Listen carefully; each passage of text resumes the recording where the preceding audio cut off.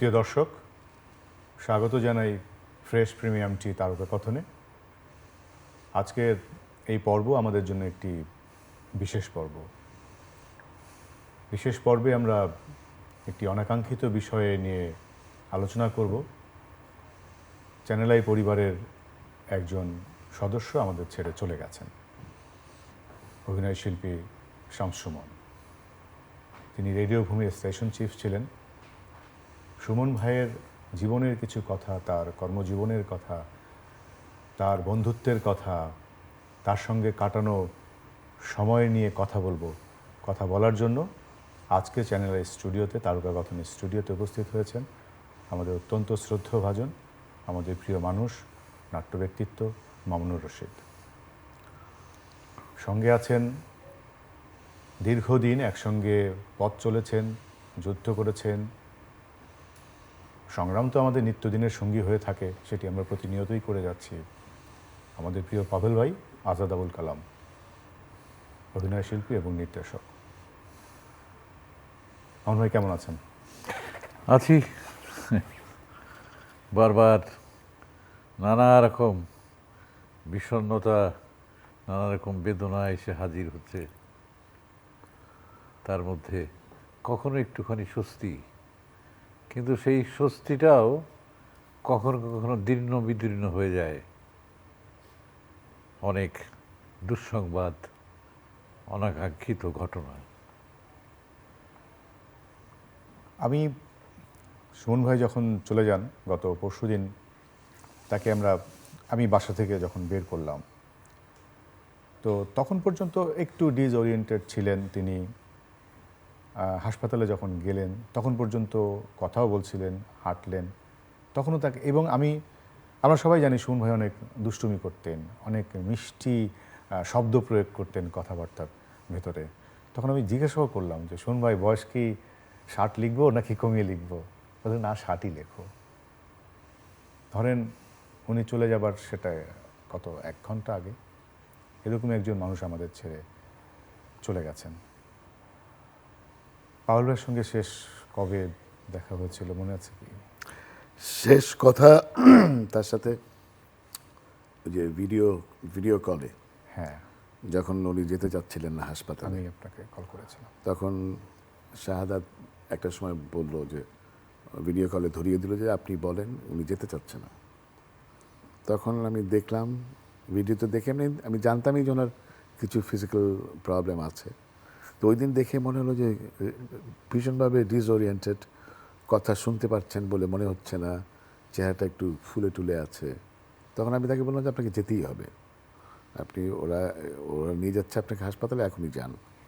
এই হচ্ছে তার সাথে আমার শেষ কথা। উনি তখন বললেন আচ্ছা ঠিক আছে যাচ্ছি, এবং উনি গেলেনও হাসপাতালে, তাই তো? হ্যাঁ, ওই সময় আমি যখন গেলাম উনি রাজি হচ্ছিলেন না মামুন ভাই, যে না আরেকদিন দেখি। আমরা তো গত 3 দিন ধরে তাকে ফোনে পাচ্ছিলাম না, তাকে কোনোভাবে যোগাযোগ করতে পারছিলাম না। পরে আমরা বাসায় গেলাম, আরেকদিন দেখি। যখন আমি রাজি করতে পারছিলাম না, তখন আমি নাসিম ভাইকে কল দিলাম, আমাদের অভিনয় শিল্পী সংঘের প্রাক্তন সভাপতি, তাকে ফোন দিলাম, তাও রাজি হচ্ছেন না। পরে আমি পাউল ভাইকে ফোন দিলাম এবং পাউল ভাই একটু ভিডিও কলে আসবেন, একটু দেখেন সুমন ভাইয়ের অবস্থা, একটু কথা বলেন। পরে আমি পাউল ভাইকে দেওয়ার পরে পাউল ভাই ফোনে বললেন যে প্লিজ আপনি যান, আপনাকে যেতেই হবে। তার চোখ টোক ফোলা ছিল, হাত পা ফুলে গিয়েছিল। পরে তিনি রাজি হলেন, আমরা হাসপাতালে নিয়ে গেলাম।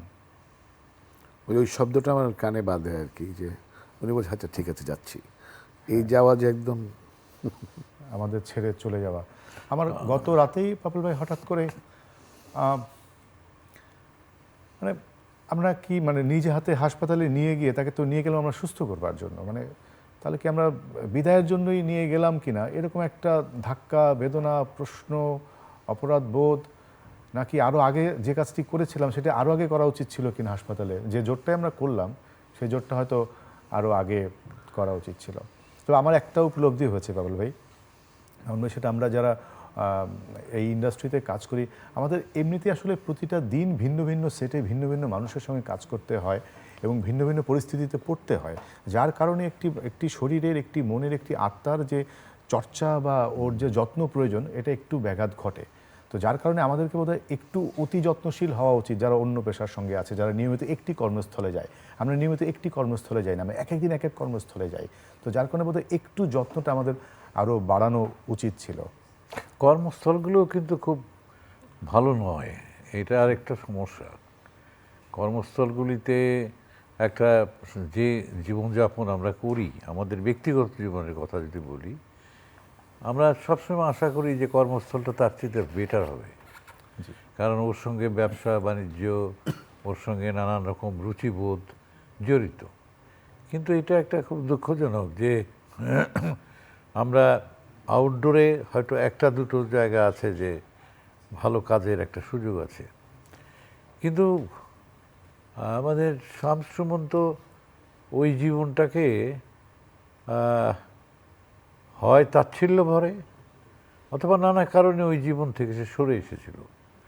সে তো চ্যানেল আইতেই কাজ করতো, এখানে শীতাতপ নিয়ন্ত্রিত একটা স্টুডিওর ব্যবস্থা আছে, সে যেখানে বসতো সেই জায়গাটা খুব সুন্দর, জি রেডিও স্টেশনে যেখানে বসতো সুন্দর। এবং আমি দেখতাম যে ওরা একটা সবসময়ই পানি খাওয়ার ঝোঁক ছিল, হ্যাঁ হ্যাঁ ও অনেক বোতল পানি জমিয়ে রাখতো সবসময়, এবং গেলেই প্রথমে বলতো যে এটা পানি খান।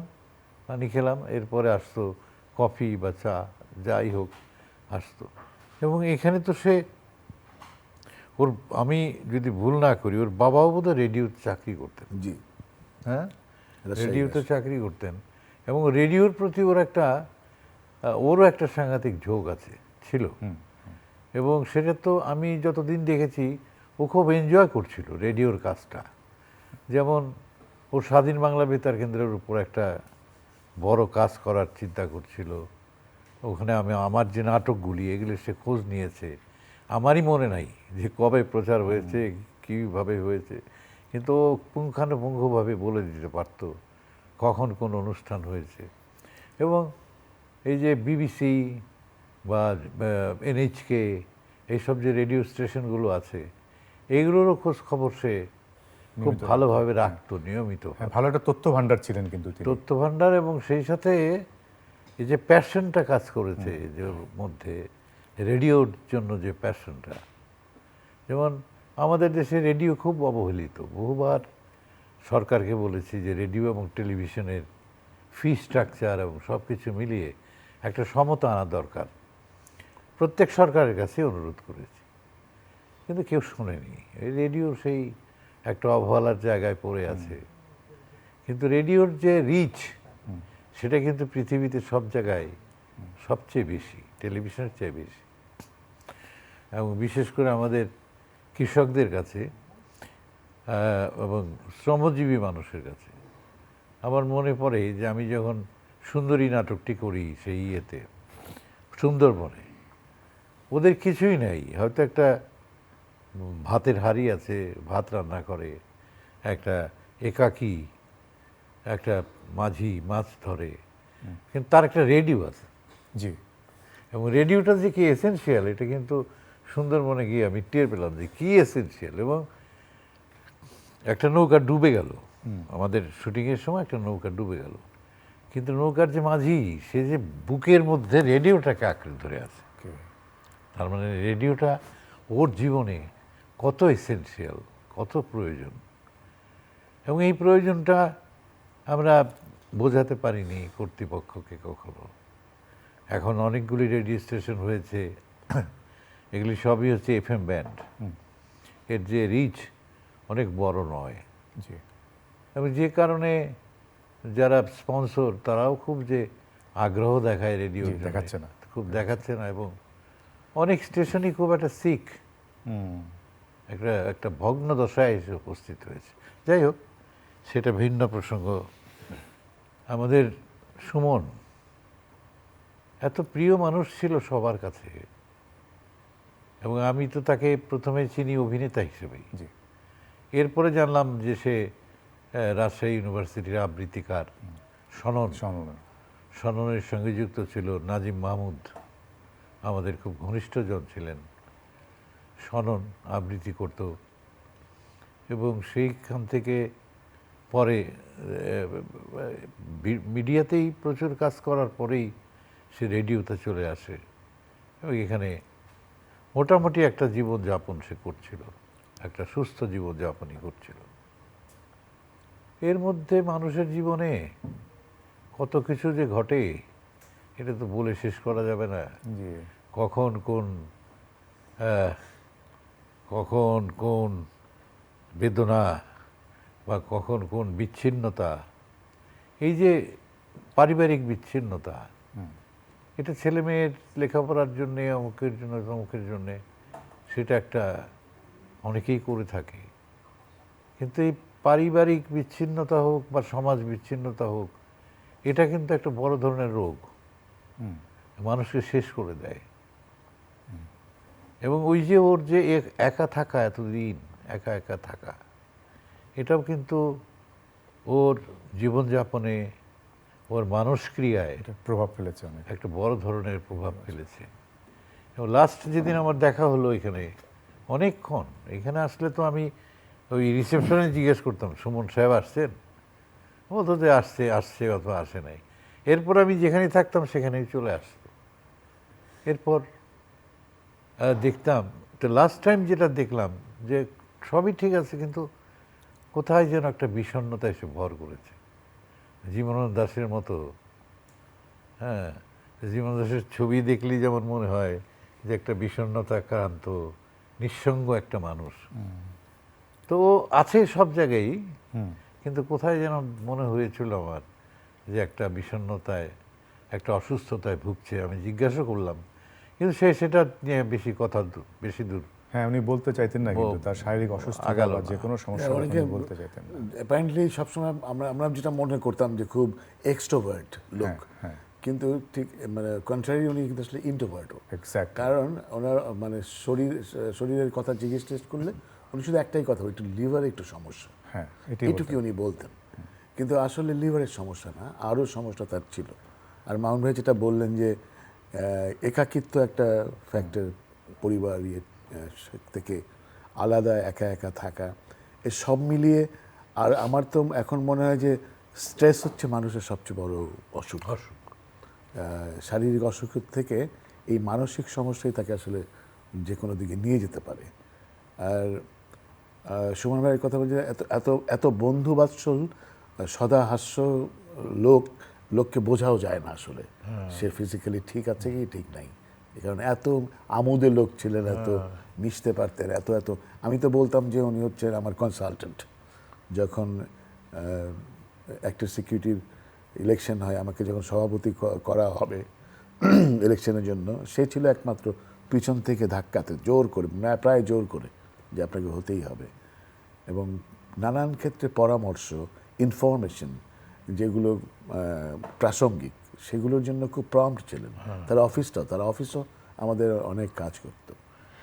এই যে কথাটা বললা তুমি, এটা খুবই ইম্পর্টেন্ট, যে প্রতিটি সংগঠনের, আমাদের শিল্পীদের, প্রডিউসার্স অ্যাসোসিয়েশন, ডিরেক্টরস গিল্ড বা অ্যাক্টর সিকিউরিটি বা নাট্যকার সংঘ, প্রতিটি সংগঠনের সংবিধান রচনায়, তারপর নির্বাচনের প্রক্রিয়া নির্ধারণে এবং নির্বাচনে, যেহেতু আমিও একজন এই সব কিছুর সাথে যুক্ত ছিলাম, কাজেই তার যে সাহায্য পেয়েছি, এটা এটা ওর মতো ওর কোনো রিপ্লেসমেন্ট নাই, ওর কোনো রিপ্লেসমেন্ট নাই। সুমন ভাই যে কোনো পদে দাঁড়ালে অন্যরা কিন্তু দাঁড়াতে চাইতো না। আচ্ছা না, সুমন ভাই দাঁড়িয়েছে তো উনি তো হয়ে যাবেন। উনি কখনো ভোট চাইতে হয়নি, উনি এতটাই জনপ্রিয় ছিলেন। আচ্ছা, এই চিকিৎসার ক্ষেত্রে এবং মানুষের আমাদের জীবনের পরিকল্পনার মধ্যে পাউল ভাই একটা অ্যাড করতে চাই, যেটা হয়তো, আচ্ছা আমি দর্শকদের উদ্দেশ্য দু একটি কথা বলতে চাই, যে সুমন ভাই আসলে নিজে জানতেন তিনি অসুস্থ ছিলেন এবং তিনি চিকিৎসা করাতেও চেয়েছিলেন পাবেল ভাই। এবং তিনি আমার সঙ্গে এই কিছুদিন আগে, আমি যেহেতু গত কিছুদিন ধরে নিয়মিত চ্যানেলে আসছি এবং কাজ করছি, তার সঙ্গে রেডিওতে কাজ করছিলাম, তো সে জুন জুলাই মাসে চিকিৎসার জন্য থাইল্যান্ড যাওয়ার একটা পরিকল্পনা করছিলেন। এবং আমরা অনেকে এখন জেনে গেছি তার স্ত্রী থাকেন ইউকেতে, যে স্ত্রী আসবেন ওখান থেকে, আমি এখান থেকে যাব। আর আমি যেহেতু দীর্ঘ সময় থাইল্যান্ডে ছিলাম, যে সাদাত আমি কোন হসপিটালে যাব, কি একটা এরকম একটা পরিকল্পনা তার ছিল। এইটা একটা। আর একটা যেটা দর্শককে আমি বলতে চাই, যে মামুন ভাই যে কথা, যে রেডিওতে যে ব্যস্ততা এবং রেডিও যে এনজয় করতেন, আমি নিজে সাক্ষী মামুন ভাই। আমি নিজে একটা ফিল্ম করেছি, সেখানে 7টা ছোট ফিল্ম করেছি, ওখানে অদ্ভুত সুন্দর একটি চরিত্র, তার সঙ্গে আমি যখন শেয়ার করলাম, সে খুব পছন্দ করলো। সাদাত গল্প ভালো, চরিত্র খুবই ভালো, কিন্তু শেষমেশ আমাকে অনুরোধ করলো, সাদাত আমি করবো না, আমাকে তুমি নিও না। তিনি আসলে রেডিওতে থাকতে, চ্যানেল আই প্রিমিয়ারে থাকতে এটা উনি অনেক এনজয় করতেন। এই যে কেউ বলে ফেলছে ওনাকে ডাকা হতো না, আমার মনে হয় যে কথাটা আসলে সত্য না। মানে তিনি আসলে নিজেও সময় দিতে পারতেন না, বা হয়তো কাজ পছন্দ হতো না, কিন্তু আমার কাছে তার পছন্দ হয়েছিল। সে কিন্তু বলেছে শাহাদাত নিঃসন্দেহে একটি ভালো ছবি হবে এবং চরিত্রটিও ভালো, কিন্তু আমি করতে চাই না। উনি একটা আছে এখানে ব্যস্ততা, তারপরে এটা তার সততা। সে বলেছে শাহাদাত এই চরিত্রটা করতে হলে আমার যে প্রস্তুতি নেওয়া দরকার আমি সেই সময়টা দিতে পারবো না, সেই প্রস্তুতির সময়টা নেই। এটা তার অনেস্টি। আর রেডিওর ব্যাপারে মামুন ভাই যেটা বললেন, তার প্যাশনটা ভিন্ন জায়গায়। কারণ ওনার বড় হওয়ার থেকে শুরু করে রেডিও কোনো না কোনোভাবে ওনার সাথে জড়িত। ওনার বাবা ছিলেন রাজশাহী বেতারের মানুষ এবং উনি কিন্তু শিশু শিল্পী হিসেবে রাজশাহী বেতারে কাজ করেছেন। তারপরে ওনার ওনার বাবাও কিন্তু হঠাৎ করেই চলে গিয়েছেন। তারপরে ওনার মা রেডিওতে কাজ করা শুরু করেন এবং একদম শৈশব থেকে রেডিওর প্রতি তার ভালোবাসা একটা ডিফারেন্ট ধরনের, যার ফলে উনি যখন এর আগেও তো মানে এই চেন্নাইতে আসার আগেও উনি রেডিও টুডেতে কাজ করেছেন, আরও দু একটা রেডিওতে কাজ করেছেন এবং ইনফ্যাক্ট কয়েকটা রেডিওকে ওনার হাতেই তৈরি করা। রেডিও ভূমি কিন্তু একেবারে হ্যাঁ, রেডিও ভূমি তো একদম রেডিও টুডেও রেডিও টুডেও তাই। তবে তুমি যে কথাটা বললা পাবেল, এটা খুব ইম্পর্টেন্ট। আমি আখতারুজ্জামান ইলিয়াসের ক্যান্সার হয়েছিল, তো তার ডাক্তার এসেছিল কলকাতা থেকে, এই অঙ্কোলজিস্ট। তো অঙ্কোলজিস্ট ভদ্রলোক মানে ওনার সঙ্গে কথা হচ্ছিল, উনি বললেন যে দেখেন আমরা বলে থাকি যে এইটা খেলে ক্যান্সার হবে, ওইটা খেলে ক্যান্সার হবে। তা আমার কাছে প্রতিদিন বেশ কিছু পেশেন্ট আসে, ধরুন তার লিভারে ক্যান্সার, কিন্তু জীবনে সে এক ফোঁটা মদও খায়নি, হ্যাঁ, কোনো রকম অনিয়মই করেন একজন মহিলা। আচ্ছা, তারপর একজন পুরুষ এলেন, একটা সিগারেটের টানই দেয়নি সারা জীবন, তার লাঙ্গে ক্যান্সার। তো এইটা আমি বললাম তাহলে কারণটা কি? বলে কারণ হচ্ছে স্ট্রেস। যার মাথায় 500 বা 10-এর ওজন বহন করার ক্ষমতা আছে, তার মাথায় আমাদের এই সভ্যতা চাপিয়ে দিয়েছে ধরুন 2.5 মণ বস্তা। তো এখন কী হবে? তো এই যে স্ট্রেস, আমাদের এই বর্তমান সোসাইটি, বর্তমান সময়টা, মানে একটা স্ট্রেস থেকে রক্ষা পেলাম, আবার যুদ্ধ শুরু হয়ে গেল।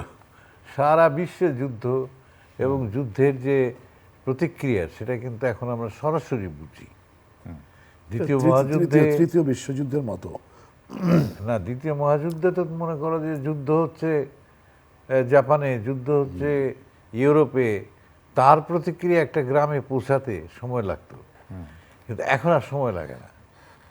এখন যুদ্ধ শুরু হলো, হয়তো 2টা বোমা ফাটছে, সঙ্গে সঙ্গে তেলের দাম বেড়ে গেল এবং তেলের একটা ক্রাইসিস শুরু হয়ে গেল।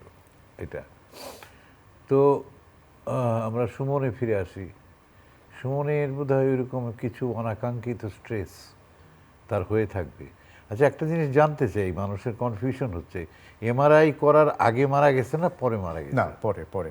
আমরা প্রথমে তাকে ভর্তি করলাম, তখন 4টার কাছাকাছি সময়। আমরা এমার্জেন্সি ট্রিটমেন্ট দিলাম। তারপরে আমরা গিয়েই বললাম, যেহেতু আমরা ঢুকেছি, সুমন ভাই তখনও কথা বলতে পারছেন, যে আমরা ভর্তি করতে চাই। আমি যখন বললাম তখন বললো যে ঠিক আছে, এমার্জেন্সি বেডে নিল, তাকে চেক আপ করলো, ইসিজি করলো, যে ঠিক আছে আমরা অ্যাডমিশনটা নেব। তো অ্যাডমিশন নেওয়ার পরে তাকে বললো যে আমরা বেডে দেওয়ার আগে নিচের তলায় যেহেতু আছে এমআরআই, নিচের তলায় এমআরআইটা করে এরপরে আমরা 5 তলায় তাকে বেডে নিয়ে যাই। তো এমআরআইটা করে সে হেঁটে বের হলো, ড্রেস চেঞ্জ করলো, এমআরআই পোশাকটা খুললো, তার ব্যক্তিগত পোশাকটা পরতে গিয়ে সে পড়ে গেল। আচ্ছা, সুমন ভাইয়ের ছোট ভাই আমাদের সঙ্গে ফোনে আছে, ছোটন ভাই, তিনি লাইনে আছেন, তারা পথে তারা যাচ্ছেন রাজশাহী। ছোটন ভাই, আসসালামু আলাইকুম। ছোটন ভাই শুনতে পাচ্ছেন?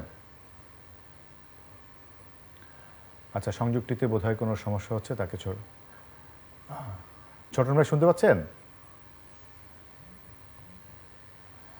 আচ্ছা, হয়তো কোনো কারিগরি সমস্যা হতে পারে।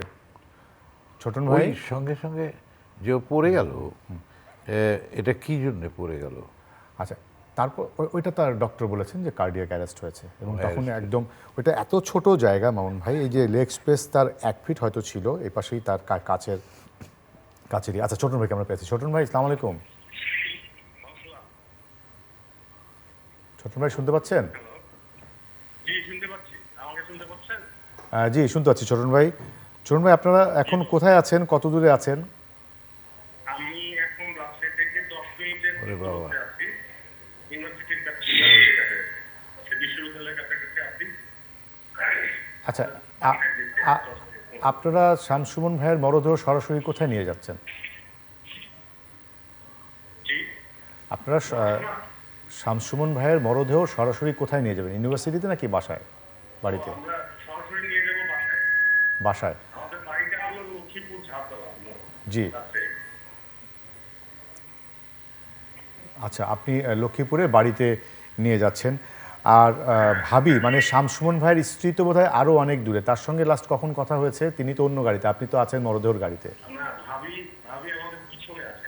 পিছনে আছেন। কতটা দূরে আছেন ভাবি? বাচ্চারা পিছনে আছে, অনেক পিছনে। আচ্ছা, ওনারা এলেঙ্গায় এলেঙ্গায় আছেন। এলেঙ্গায়। আচ্ছা, শামসুমন ভাইয়ের স্ত্রী এখনো এলেঙ্গায় আছেন, মানে অনেক দূরে আছে।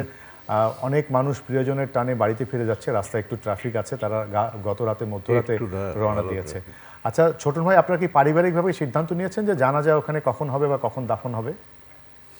আচ্ছা, আমরা পারিবারিকভাবে আগে থেকেই সব সিদ্ধান্ত নিয়েছিলাম যে জোহরের নামাজের পরে আমরা জানাজা এবং দাফন শেষ করব। আচ্ছা, তো যেহেতু আমার বাচ্চারা, সুমনের বাচ্চারা এবং সুমনের স্ত্রী যেহেতু পিছনে অনেক, তাহলে এখন আমরা ওই জানাজাটা প্রথম জানাজা রাত্রে প্রথম জানাজা, সুমনের দ্বিতীয় জানাজা আসলে এখনই বাদ আসলে আমরা করে দেখবো, তারপরে লাশ মর্চরিতে থাকবে। তো সুমনের বউ এবং বাচ্চারা পৌঁছালে তারপরে আমরা দাফন করবো।